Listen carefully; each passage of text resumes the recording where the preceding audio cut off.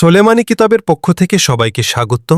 প্রিয় বন্ধুরা, আজ আপনাদের সামনে নিয়ে এলাম একটি রুহানি শক্তি বৃদ্ধির আমল। আপনারা যারা কবিরাজি করতে চান অথবা জিন সাধনা করতে চান, তাদের জন্য রুহানি শক্তি অনেক প্রয়োজন।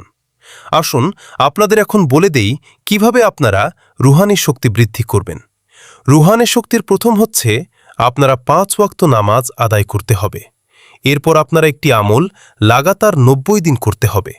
প্রতিদিন এশার নামাজের পরে ওই জায়নামাজের উপর বসে প্রথমে 11 বার দুরূদ শরীফ পাঠ করবেন।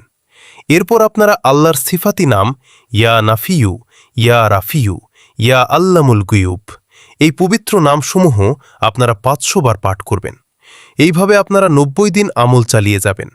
যদি আপনারা 90 দিন করতে পারেন, আপনাদের রুহানিয়াত এতটাই বৃদ্ধি পাবে, আপনারা যে কোনো জিন জাদুর চিকিৎসা করলে সাথে সাথে এর ফল পাবেন ইনশাআল্লাহ।